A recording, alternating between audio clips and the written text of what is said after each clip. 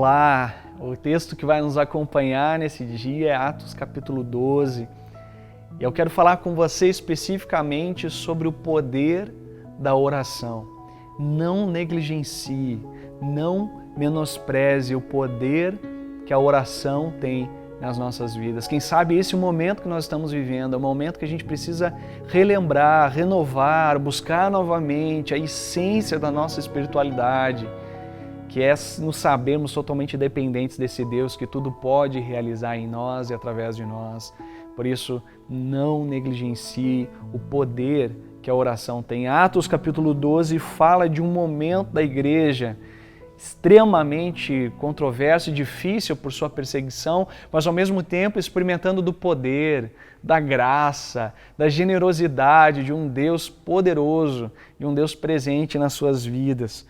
E eu quero ler os primeiros versos para você.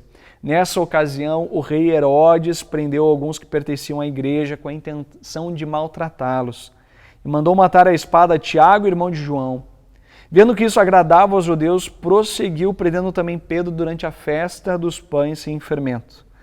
Tendo-o prendido, lançou-o no cárcere, entregando para ser guardado por 4 escoltas de 4 soldados cada uma. Herodes pretendia submetê-lo a julgamento público depois da Páscoa. Olha só esse relato maravilhoso. Verso 5. Pedro então ficou detido na prisão, mas a igreja orava intensamente a Deus por ele. Aqui é interessante que a palavra de Deus coloca uma realidade e coloca a realidade sobre o prisma do poder da oração. Nós olhamos para a realidade é terrível. O rei Herodes já estava destruindo, matando pessoas, perseguindo, prendendo, e muitas delas estavam sendo mortas por ele, e a Bíblia ali destaca que eles estavam prendendo para maltratá-los. A situação de Pedro era terrível. Pedro sabia que, além de ser julgado publicamente, a sua vida estava correndo risco. Só que essa situação de morte, essa situação de prisão, essa situação de reclusão, de impotência, entra uma outra situação. A situação daqueles que creem que Deus pode interferir na história humana. A situação daqueles que entendem que Deus está acima das circunstâncias. Saber que as circunstâncias não afetam o senhorio de Deus.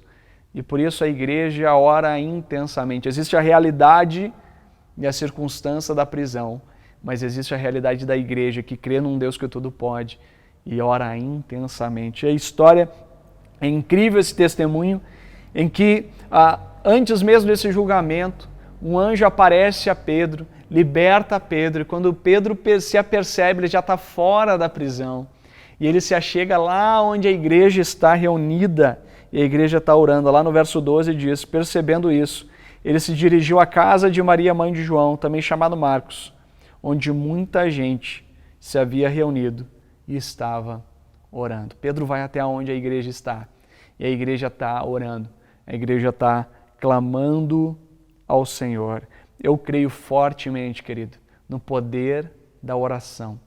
A oração é a realidade espiritual com a qual só aqueles que têm os olhos produzidos pelo Espírito podem contemplar, que é o livramento no meio da dificuldade. É saber cuidado em meio a situações de dor e sofrimento. É se saber guiado num momento de incertezas. Quando nós oramos, nós estamos contando com a força do Deus Todo-Poderoso. Quando nós oramos, estamos tomando consciência de que maior é aquele que está conosco do que aquele que está no mundo. Quando nós oramos, estamos em total dependência do Pai que julga com poder todas as coisas. Quando nós oramos, abrimos a nossa vida para Deus trabalhar em nós. Quem sabe, você quando ora, você acha, puxa vida, nada está acontecendo. Eu oro e tenho orado por anos, quem sabe sobre situações, quem sabe você tem orado pela pandemia, pela situação que nós vivemos no país, pela igreja do Senhor, e você parece que não enxerga nada. Mas eu queria dizer para você que a maior obra que Deus está fazendo é transformar o teu coração. A maior obra que Deus está fazendo é fazendo com que você e eu, um coração tão endurecido, voltado para si mesmo, agora se dobre em adoração a Ele, reconhecendo quem Ele é, o adorando por quem Ele é e crescendo na dependência do Senhor. E eu quero terminar, que é muito especial o que a Bíblia diz, que é orar como igreja. Aqui diz que a igreja orava intensamente. Nada substitui isso, querido. Nada substitui. A gente pode ter um tempo sozinho no nosso quarto, isso é incrível, mas nada substitui. Quando Jesus fala onde 2 ou 3 estiverem orando, ali estarei no meio deles, e Ele está falando sobre comunidade, Ele está falando sobre orar como igreja. Toda oportunidade que você tem, ore como igreja, em pequenos grupos, em duplas, em discipulado, como comunidade autêntica do Senhor Jesus nesse tempo. Orar, e Jesus diz, aquilo que vocês dois concordarem sobre um assunto, então o Pai atenderá dos céus.